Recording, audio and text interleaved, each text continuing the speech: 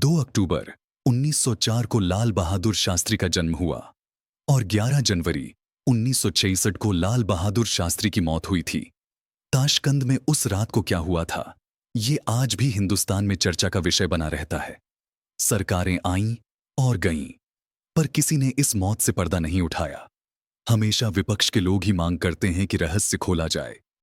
साल 1965 की भारत पाक लड़ाई के बाद ताशकंद में समझौता हो रहा था। शास्त्री और जनरल अयूब खान में खूब बातें हुई थीं। दोनों एक बात पर राजी हो गए थे, पर शास्त्री को एक बात का डर था। जिस बात पर वो राजी हुए थे, उसके बारे में उन्होंने इंडिया में किसी से सलाह नहीं ली थी। डर था कि विपक्ष क्या हाल करेगा बाद में। देश का मसला था, पाकिस्तान का पेच था, अपनी पार्टी के लोग ही क्या करते, क्योंकि लड़ाई में भारत काफी आगे बढ़ चुका था। भारत चाहता तो पाकिस्तान को और फंसा सकता था, पर शास्त्री ने इस समझौते में लड़ाई के पहले की स्थिति मान ली थी। इस बात से लड़ाई के जोश में रंगे लोगों के भड़कने का खतरा भी था। पर इस समझौते के लिए भारत पर अमेरिका के साथ रूस का भी दबाव था।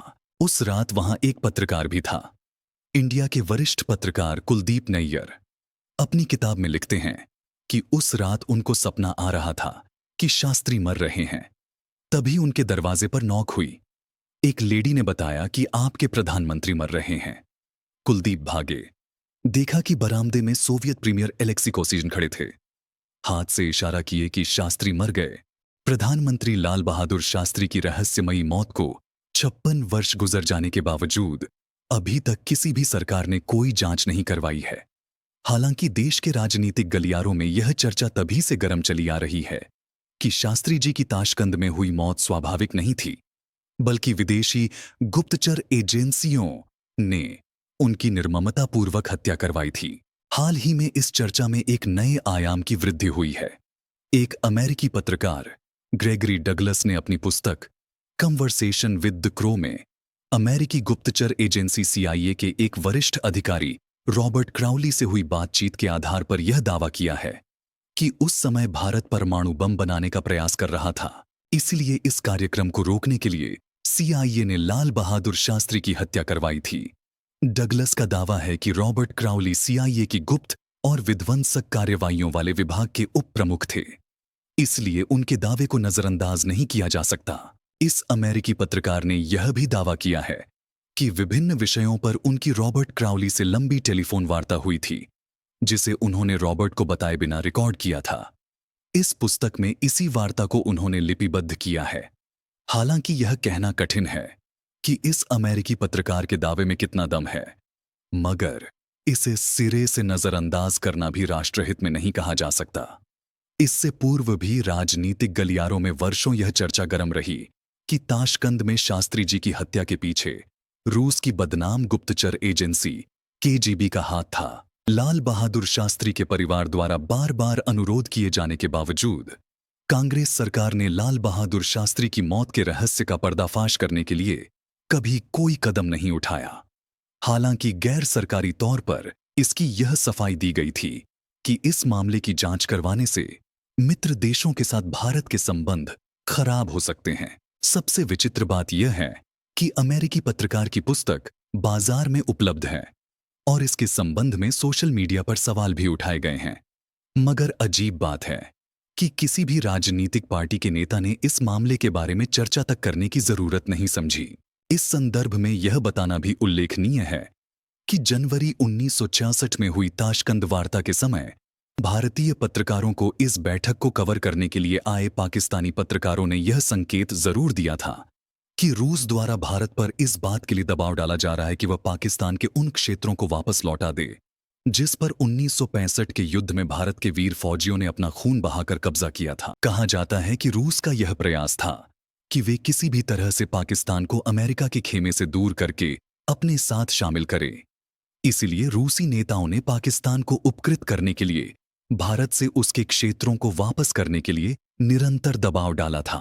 10 जनवरी 1966 को भारतीय पत्रकारों ने लाल बहादुर शास्त्री से इस संदर्भ में बारीकी से पूछने का प्रयास किया तो उन्होंने यह स्वीकार किया कि यह बात सच है कि रूस द्वारा उन पाकिस्तानी क्षेत्रों को वापस लौटाने के लिए भारत पर दबाव डाला जा रहा है जिन पर युद्ध के दौरान भारतीय सैनिकों ने कब्जा किया था।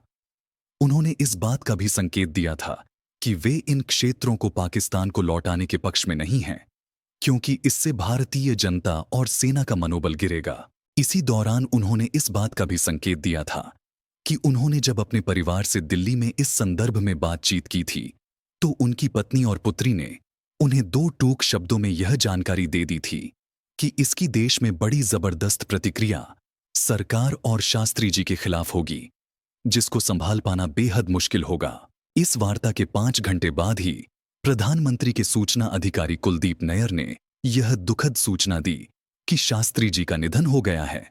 बड़ी अजीब बात यह थी कि रूसी सरकार ने शास्त्री जी के शव का पोस्टमार्टम कराए बिना ही जल्दबाजी में एक जहाज में भारत के प्रतिनिधिमंडल और भारतीय पत्रकारों को सवार करके फौरन दिल्ली भिजवा दिया। शास्त्री जी के शव के साथ पाकिस्तान के तत्कालीन राष्ट्रपति फील्ड मार्शल अयूब खान और रूस के तत्कालीन प्रधानमंत्री कोसिजिन भी दिल्ली चले आए। लाल बहादुर शास्त्री के परिवारजनों ने तब पत्रकारों को बताया था कि शास्त्री जी का पूरा शरीर नीला और काला पड़ गया है। तब डॉक्टरों और विशेषज्ञों ने यह संकेत दिया था कि इस तरह की हालत केवल जहर दिए जाने के कारण मृत्यु होने के बाद होती है।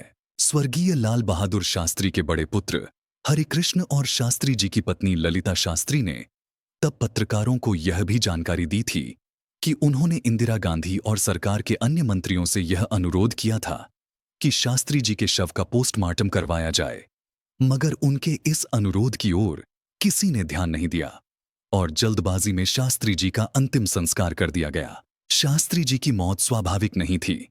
इसका संदेह कुछ अन्य कारणों से भी होता है। आमतौर पर किसी वीआईपी के साथ जो डॉक्टर जाता है, उसे उस वीआईपी के साथ वाले कमरे में ही ठहराया जाता है ताकि वह जरूरत पड़ने पर उस वीआईपी की देखभाल कर सके। मगर रूसी अधिकारियों ने शास्त्री जी को जिस भवन में ठहराया था, उससे 15 किलोमीटर दूर उनके डॉक्टर व अन्य मेडिकल स्टाफ को ठहराया। इसलिए जब शास्त्री जी को दिल का दौरा पड़ा, तो कोई भी भारतीय डॉक्टर या चिकित्सा स्टाफ उनकी इलाज के लिए उपलब्ध नहीं था। शास्त्री जी की मौत के रहस्य में वृद्धि इस बात से भी होती है कि शास्त्री जी अपने साथ एक भारतीय बावर्ची को ले गए थे, जो उनके लिए विशेष रूप से शाकाहारी भोजन तैयार करके उन्हें परोसा करता था। अफवाह इसलिए भी उड़ी क्योंकि पता चला कि उस रात खाना शास्त्री जी के नौकर रामनाथ ने नहीं, बल्कि भारतीय राजदूत कौल के घर पर उनके नौकर जान मोहम्मद ने बनाया था। हालांकि 1 साल पहले शास्त्री जब मॉस्को गए थे, तब भी मोहम्मद ने ही खाना बनाया था। रूस के अफसरों ने उस पर संदेह जताया, उसे पकड़ लिया गया। शास्त्री की बॉडी का पोस्टमार्टम नहीं हुआ था, पर उनकी बॉडी पर कट के निशान थे। इसका कभी पता नहीं चला कि क्यों थे ये निशान। जान मोहम्मद को बाद में राष्ट्रपति भवन में नौकरी मिल गई थी। शास्त्री के साथ गए डॉक्टर चुग और उनका पूरा परिवार 1977 में एक ट्रक एक्सीडेंट में मारे गए। सिर्फ उनकी एक बेटी बची, जो अपाहिज हो गई। शास्त्री जी के परिवार वालों के मुताबिक रामनाथ ने ललिता से एक दिन कहा था, बहुत दिन का बोझ था अम्मा, आज सब बता देंगे। पर रामनाथ का कार एक्सीडेंट हो गया, उसके पैर काटने पड़े, फिर उसने याददाश्त खो दी। सबसे अजीब बात यह है कि ताशकंद कॉन्फ्रेंस के लिए रूसी सरकार ने जो प्रबंध किए थे, उनसे संबंधित दस्तावेज रूसी सरकार के आर्काइव में उपलब्ध नहीं है। तर्क यह दिया जाता है कि सोवियत संघ के विघटन के बाद इस आर्काइव के गुप्त दस्तावेज नष्ट कर दिए गए थे। जरूरत इस बात की है कि भारत सरकार समस्त पुराने दस्तावेज सार्वजनिक करके किसी विशेषज्ञ समिति द्वारा इस बात की जांच करवाए कि ताशकंद में लाल बहादुर शास्त्री की मृत्यु किन परिस्थितियों में हुई थी। आपको क्या लगता है, क्या वे स्वाभाविक मौत मरे थे या उनकी निर्मम हत्या किसी विदेशी गुप्तचर एजेंसी ने करवाई थी? कमेंट बॉक्स में जरूर बताएं।